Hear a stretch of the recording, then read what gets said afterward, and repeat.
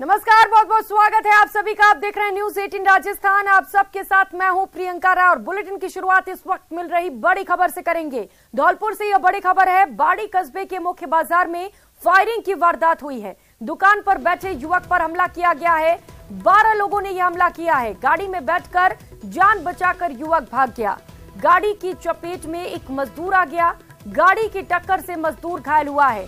घायल को पुलिस ने अस्पताल में भर्ती करा दिया है। फिलहाल पुलिस पूरे मामले पर जांच कर रही है। हरिवीर सहयोगी हमारे साथ जुड़ चुके हैं। हरिवीर, एक और फायरिंग का मामला, क्या पता चल सका है कौन लोग इसमें शामिल थे और ये पूरा मामला क्या था आखिर? जी प्रियंका, मैं आपको बताऊं, ये पूरा मामला है वो बाड़ी शहर का ये पूरा मामला है, जहां पर एक युवक था वो सैपऊ की तरफ से बाड़ी बाजार में आ रहा था गाड़ी से अपनी से। तो उसके ऊपर जो दूसरा ग्रुप था, जो दूसरा गुट था, उन लोगों ने इसके ऊपर फायरिंग की है। इसमें एक गोली चलाई है, वो उसकी गाड़ी में जाके लगी है। जैसे ही उसकी गाड़ी में गोली लगी तो उसने तेज रफ्तार में अपनी गाड़ी को बाजार में निकालते हुए वो भगा है। उसके बाद में वहां से जो राहगीर गुजर रहा था उसको गाड़ी की चपेट में आया है और वो बुरी तरह घायल हो गया है। ये दोनों एक ही मतलब आसपास के गांव के हैं। इनमें कोई पुरानी रंजिश चली आ रही है। वे पहले भी आमने सामने हो चुके हैं। पूरे मामले को लेकर पुलिस ने जो घायल है उसको जिला जो अस्पताल है बाड़ी का वहाँ पे भर्ती करा दिया है और पूरे मामले की जांच कर रही है। जी, कैसी स्थिति है घायल की हरिवीर? कोई हेल्थ को लेकर अपडेट आपके पास? जी, घायल की स्थिति खतरे से बाहर बताई जा रही है। वो गाड़ी की चपेट में जैसे ही उसने गाड़ी अनियंत्रित तेज रफ्तार में गाड़ी चलाई उसने बचने के लिए, तो जो राहगीर जा रहा था वो मजदूर था, कोई फैक्ट्री में काम करता था, तो वो उसकी चपेट में आ गया है और वो घायल है। उसका इलाज जो बाड़ी अस्पताल है वहाँ चल रहा है। जी हरिवीर, क्योंकि ये पूरा मामला, पूरी वारदात, जो फायरिंग की वारदात हुई है, ये एक बाजार में हुई है। निश्चित तौर पर आसपास सीसीटीवी कैमरे होंगे। क्या कोई फुटेज मिल सका है? पुलिस के हाथ लगा है कोई फुटेज? जी, अभी कोई सीसीटीवी फुटेज पुलिस के हाथ नहीं लगा है। जब पुलिस ने सीसीटीवी फुटेज खंगाले तो जो सीसीटीवी लगे थे वो कई तो बंद पाए गए हैं और जो कुछ थे वो दुकानों में है। तो अभी कोई सीसीटीवी जो फुटेज है वो पुलिस के हाथ नहीं लगा है। जी, जिसके ऊपर फायरिंग की गई थी हरिवीर, क्या कोई कंप्लेंट उसकी ओर से दर्ज कराई गई अब तक? जी, अभी कोई उसकी तरफ से अभी हमारी जो एसएचओ हैं महेंद्र सिंह, उनसे बात हुई। अभी कोई इस मामले में कोई कंप्लेंट नहीं कराई गई है। पूरे मामले को लेकर जांच की जा रही है। दोनों पक्ष हैं वो पहले भी आमने सामने हो चुके हैं। इनमें कोई पुरानी रंजिश चली आ रही है। इसको लेकर आज जो एक पक्ष था उसने इस पर फायरिंग कर दी। बिल्कुल। और हरिवीर, जिस तरीके से बाजार में ये फायरिंग की गई है, कुछ और लोग भी इसका शिकार हो सकते थे क्योंकि बाजार में बहुत सारे लोग होते हैं। किस तरीके का हड़कंप इस वक्त बाजार में? जी बिल्कुल, बाजार में जो भीड़ भाड़ है वो अधिक रहती है क्योंकि जो बाड़ी का बाजार है वो सकरी गलियां हैं वहाँ पर। तो जैसे ही ये गाड़ी अनियंत्रित होकर जो तेज रफ्तार में उसने गाड़ी चलाई तो वहाँ पर जो मजदूर जा रहा था वो ही चपेट में आ सका और जो इधर उधर लोग थे वो इधर उधर भाग के उन्होंने अपनी जान बचाई। और इसके बाद में ये जो जिस पर फायरिंग की गई है, जो बंटू गुर्जर है उस पर फायरिंग की गई। ये वहाँ से मौके से जो गाड़ी को लेकर के वो पहुंचा और पुलिस को सूचना मिली। पुलिस ने जो घायल था उसको अस्पताल में भर्ती करा दिया है, उसका इलाज चल रहा है। जी, ये जो बदमाश हरिवीर, तकरीबन 12 बदमाश बताए जा रहे हैं जिन्होंने हमला किया, क्या ये किस गाड़ी से पहुंचे थे? कोई नंबर वगैरह इनका मिल सका है क्या?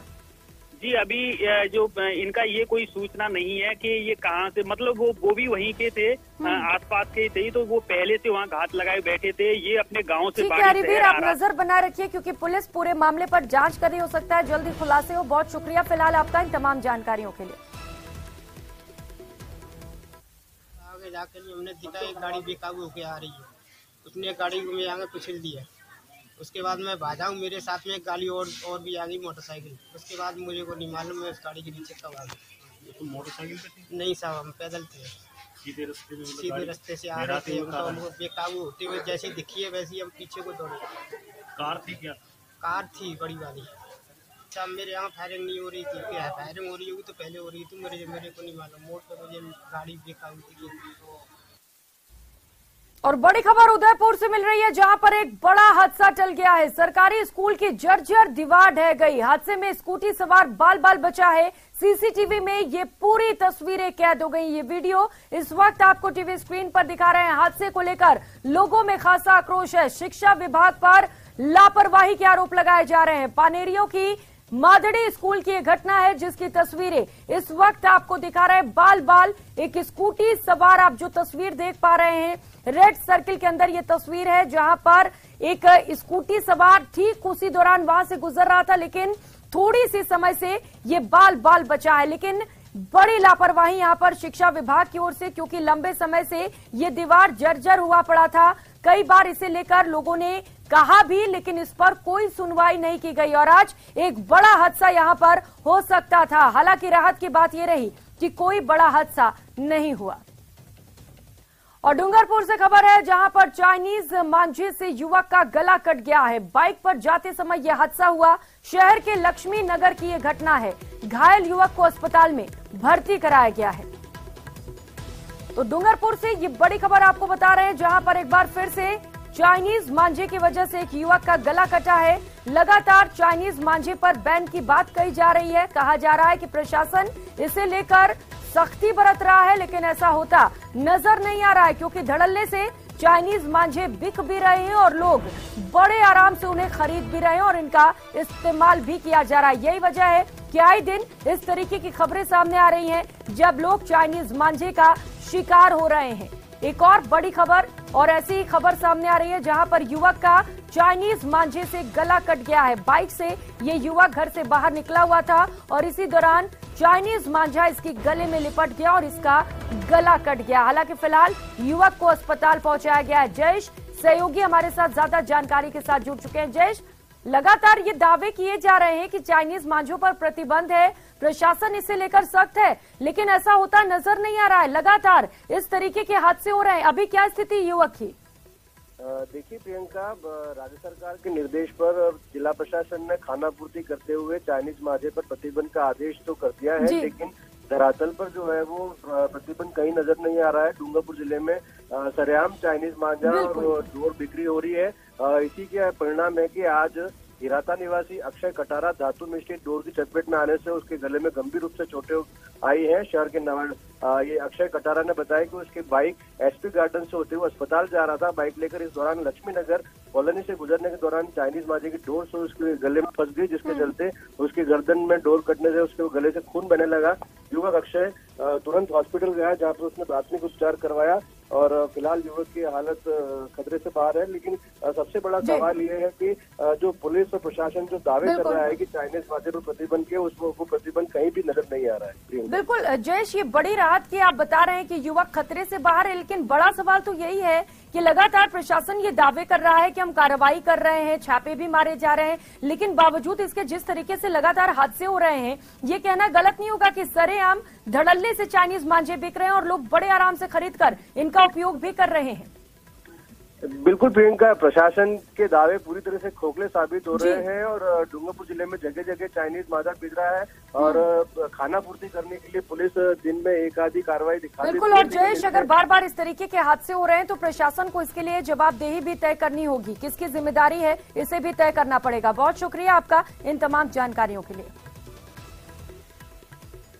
और कोटा से बड़ी खबर सामने आ रही है। नाबालिग से छेड़खानी का मामला सामने आया है। कोर्ट ने इस पर सजा सुना दी है। आरोपी को 7 साल के कारावास की सजा सुनाई गई है। आरोपी पर 10,000 रुपए का जुर्माना भी लगा है। 2021 में महावीर थाने में इसे लेकर मामला दर्ज हुआ था और आज कोर्ट ने इस पर अपना फैसला सुनाया है और आरोपी को 7 साल के कारावास की सजा दी गई है। कोटा से ये बड़ी खबर आपको बता रहे हैं जहां पर नाबालिग से छेड़छाड़ किया गया था। इस मामले को लेकर आज कोर्ट ने अपना फैसला सुना दिया है और 7 साल के कारावास के साथ ही आरोपी पर 10,000 रुपए का जुर्माना लगा है। 2021 में इस छेड़खानी को लेकर महावीर थाने में मामला दर्ज किया गया था। और डूंगरपुर से बड़ी खबर मिल रही है। जेल प्रहरी ड्यूटी पर रहकर भूख हड़ताल पर उतरे हैं। जिला जेल और सागवाड़ा जेल के बाहर धरना दिया जा रहा है। वेतन विसंगतियों को दूर करने की मांग की जा रही है। इससे पहले भी कई बार इनकी ओर से इस तरीके की मांगे उठ चुकी हैं। कई बार प्रशासन ने समझाइश कर मना भी लिया, लेकिन अब तक इस पूरे मामले पर सिर्फ आश्वासन दिया गया, कोई कार्रवाई नहीं की गई। इसी को लेकर एक बार फिर से कर्मचारियों का गुस्सा फूट पड़ा है और इसे लेकर एक बार फिर से प्रदर्शन देखने को मिल रहा है। और आरपीएससी पेपर लीक मामले से जुड़ी इस वक्त की ये बड़ी खबर आपको बता दें, वरिष्ठ अध्यापक परीक्षा 2022 के रद्द हुए पेपर का टाइम टेबल जारी कर दिया गया है। जीके के पेपर का विस्तृत कार्यक्रम आरपीएससी ने जारी किया है। 29 जनवरी 2023 को 2 पारियों में परीक्षाएं कराई जाएंगी। पहली पारी की परीक्षा सुबह 10:30 बजे से शुरू होगी, तो वहीं दूसरी पारी की परीक्षा दोपहर 2:30 बजे से शुरू की जाएगी। तो रद्द हुए पेपर को लेकर टाइम टेबल जारी कर दिया गया है, शेड्यूल जारी किया गया आरपीएससी की ओर से। ये शेड्यूल जारी किया गया है जो इस वक्त आपको टीवी स्क्रीन पर दिखा रहे हैं। 2 पारियों में ये परीक्षा कराई जाएगी और इसके साथ ही क्योंकि पहले इस परीक्षा में गड़बड़ी हो चुकी है और यही वजह है कि इस बार आरपीएससी से लेकर पूरी तरह से अलर्ट है। किसी तरीके से जो पेपर है वो लीक ना हो सके, इसे लेकर खास तैयारियां की जा रही हैं। और कोटा से बड़ी खबर सामने आ रही है। पेपर लीक मामले को लेकर जो बीजेपी नेता हैं वो अब धरने पर बैठ चुके हैं और तबीयत भी बिगड़ी है। बीजेपी नेता राकेश नायक की तबीयत बिगड़ गई है। अचेत अवस्था में एमबीएस अस्पताल में भर्ती कराया गया है। विधायक संदीप शर्मा भी अस्पताल में उनसे मिलने पहुंचे। 2 दिन से कलेक्ट्रेट के बाहर लगातार बीजेपी की ओर से इसे लेकर धरना प्रदर्शन दिया जा रहा था। बीजेपी नेता राकेश नायक की इस दौरान तबीयत बिगड़ गई है। ओम प्रकाश, तबीयत बिगड़ गई है, क्या कुछ अपडेट? तबीयत कैसी है अभी राकेश नायक की? देखिए, अचेतावस्था में उनको संभाग के सबसे बड़े एमबीएस अस्पताल में ले जाया गया है। उनकी हालत हालांकि चिंताजनक बताई जा रही है और विधायक संदीप शर्मा भी मौके पर पहुंचकर उनकी जो है इस स्थिति के बारे में डॉक्टर से जानकारी ले रहे हैं। 2 दिन से बताया जा रहा है कि वो आमरण अनशन पर है। जो पेपर लीक प्रकरण को लेकर जो प्रदेश में सियासत जो तेज हो चुकी थी, उसमें कोटा में भी ये लगातार कई दिनों से आंदोलन कर रहे थे, सत्याग्रह आंदोलन कर रहे थे, अलग अलग तरह से दंडवत प्रदर्शन किया, पोस्ट कार्ड भी लिखे और धरना प्रदर्शन ये लगातार कर रहे थे। 2 दिन से कलेक्ट्रेट के बाहर इन्होंने धरना प्रदर्शन करते हुए आमरण अनशन किया और लगातार 2 दिन इन्होंने कहा कि हमने अन्न का एक तरह से त्याग कर दिया। ये कहते हुए आज हालांकि स्वास्थ्य की जांच भी की, उस समय उसके बाद में ये कहा जा सकता कि उनकी तबीयत बिगड़ी और फिलहाल एमबीएस अस्पताल में उनको भर्ती करवाया गया है। और पेपर लीक को लेकर इनकी कई जो मांगे हैं कि 4 साल से युवा जो बेरोजगार है, नौकरी नहीं मिल रही, कांग्रेस सरकार में कांस्टेबल, पटवारी, वन रक्षक, शिक्षक तमाम तरह की जो भर्तियां है उनको निरस्त कर सीबीआई जांच करने जैसी तमाम तरह की जो मांगों को लेकर ये आंदोलन की राह पे तो थे ही, लेकिन आमरण अनशन पर होने के बाद में इनके स्वास्थ्य में लगातार गिरावट देखी गई और उसके बाद में आज जो अचेतावस्था में फिलहाल एमबीएस अस्पताल में भर्ती करवाया गया है। अब देखने वाली तस्वीर थोड़ी देर बाद साफ हो गई कि डॉक्टरों का क्या कहना है, लेकिन ये कहा जा सकता कि चिंताजनक स्थिति बता दी जा रही है। और जो भाजपा नेताओं नहीं बल्कि जो स्थानीय युवाओं में भी इस बात को लेकर आक्रोश है कि लगातार ये जो है भाजपा नेताओं द्वारा, युवाओं द्वारा जो है आंदोलन किया जा रहा है, लेकिन सरकार के जो है जो जिम्मेदार लोग हैं वो इनकी तरफ ध्यान नहीं दे रहे हैं। जी बिल्कुल ओम प्रकाश, ये बड़ा सवाल है कि ध्यान क्यों नहीं दिया गया, क्योंकि 2 दिनों से वो अनशन पर थे और लगातार कलेक्ट्रेट के बाद प्रदर्शन कर रहे थे। क्या कलेक्टर नहीं पहुंचे थे सूद लेने के लिए उनकी? देखिए, कल कलेक्ट्रेट और जो दूसरे अधिकारी है उनको इस बात को लेकर जो है किसान मोर्चा के पदाधिकारियों ने, कार्यकर्ताओं ने, भाजपा नेताओं ने ज्ञापन भी दिया था कि हम 2 दिन से लगातार बैठे हैं लेकिन ध्यान नहीं दिया जा रहा है। इसको लेकर युवाओं में, भाजपा नेताओं में आक्रोश भी है। आप नजर बनाए रखिएगा, जैसे ही हेल्थ को लेकर कोई अपडेट आता है हम फिर से आपके पास आएंगे। शुक्रिया आपका इन तमाम जानकारियों के लिए।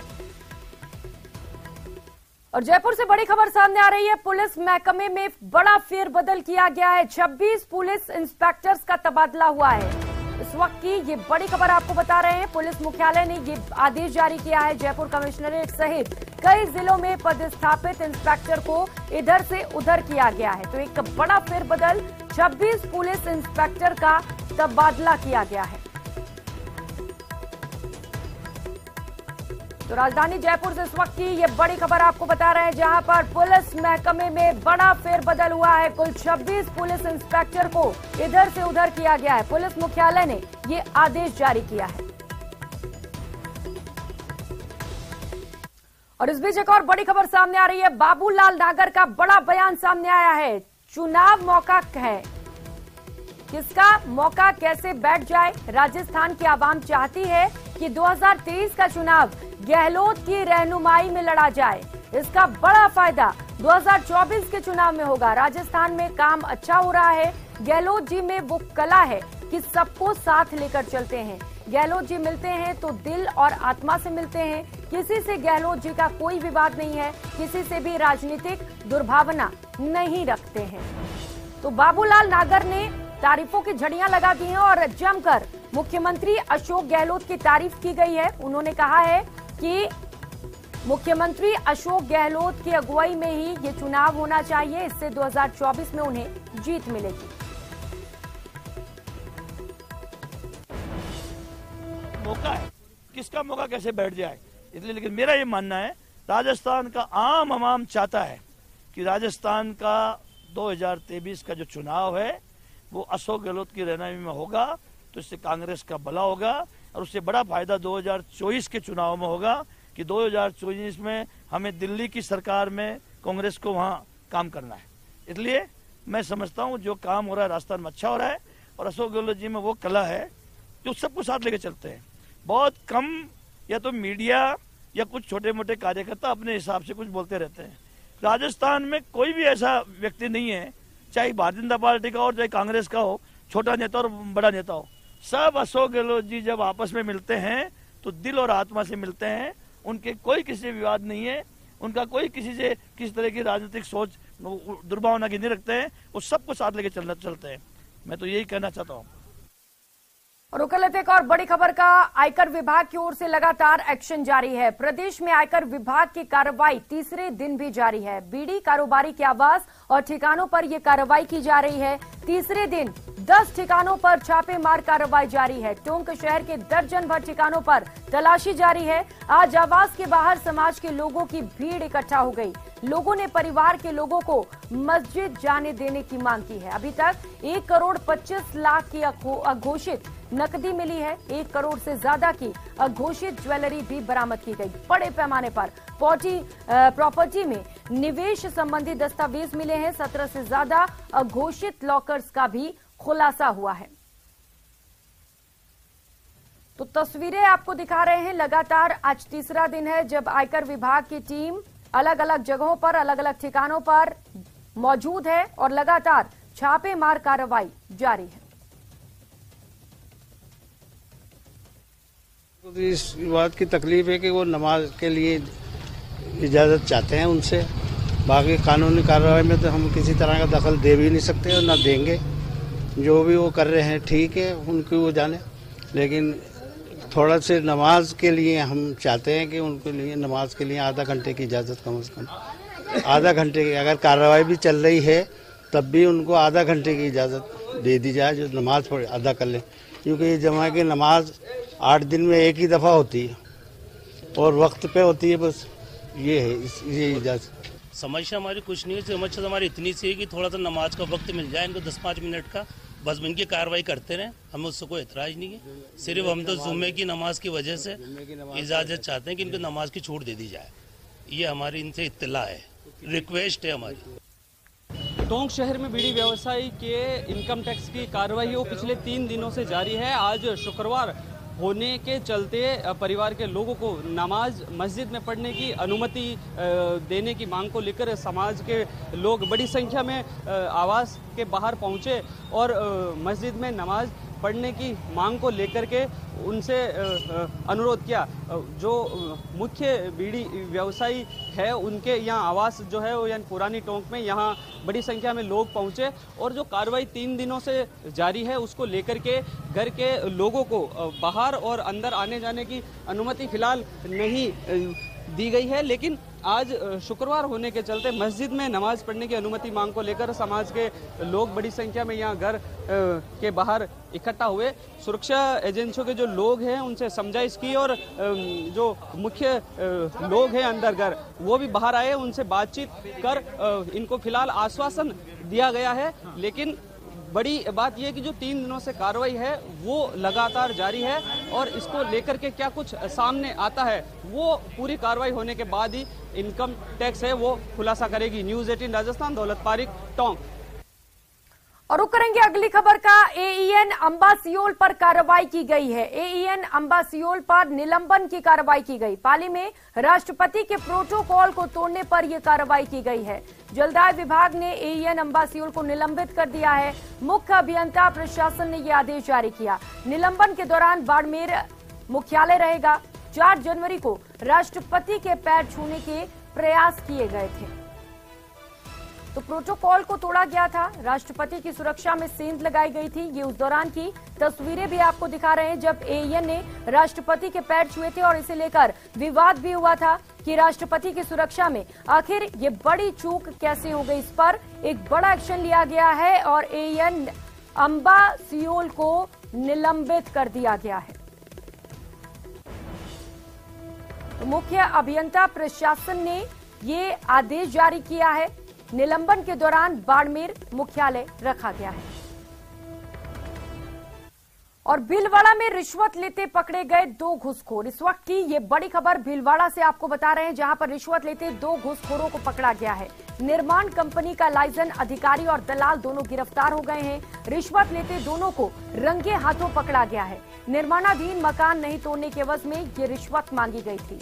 50,000 रुपए रिश्वत की डिमांड की गई थी और इसी दौरान कार्रवाई करते हुए एसीबी ने दोनों को धर दबोचा। और अजमेर से बड़ी खबर सामने आ रही है। पुजारी आत्मदाह मामले से जुड़ी इस वक्त की बड़ी खबर और बड़ा अपडेट आपको बता दें। दोषियों की गिरफ्तारी की मांग ने फिर से जोर पकड़ लिया है। ब्राह्मण समाज ने संभागीय आयुक्त दफ्तर तक रैली निकाली। दफ्तर के बाहर हनुमान चालीसा का पाठ किया जा रहा है। आरोपियों की गिरफ्तारी और मुआवजे की मांग की जा रही है। और विद्यालय सहायक भर्ती में सम्मिलित करने की मांग को लेकर आज प्रतापगढ़ में बेरोजगार विद्यार्थी मित्र शिक्षक संघर्ष समिति के बैनर तले बेरोजगारों ने प्रदर्शन किया। बेरोजगारी करते हुए बेरोजगारों ने कहा कि सहायक कलेक्टर को ज्ञापन सौंपा गया है। संघर्ष समिति के जिलाध्यक्ष अवराज लबाना ने बताया कि विद्यार्थी मित्र 2007 से 30 अप्रैल 2014 तक कार्यरत रहे। पूरे प्रदेश में 6,500 बेरोजगार विद्यार्थी मित्रों को पंचायत सहायक भर्ती जो 2017 में आयोजित हुई उससे वंचित रखा गया। इस दौरान स्पष्ट निर्देश और भाई भतीजावाद के कारण उन्हें मौका नहीं मिला। सहायक कलेक्टर को मुख्यमंत्री के नाम ज्ञापन भी सौंपे गए हैं। ज्ञापन में मांग की गई है कि उन्हें संविदा सेवा नियम 2022 में शामिल कर रोजगार दिया जाए। इस बुलेटिन में फिलहाल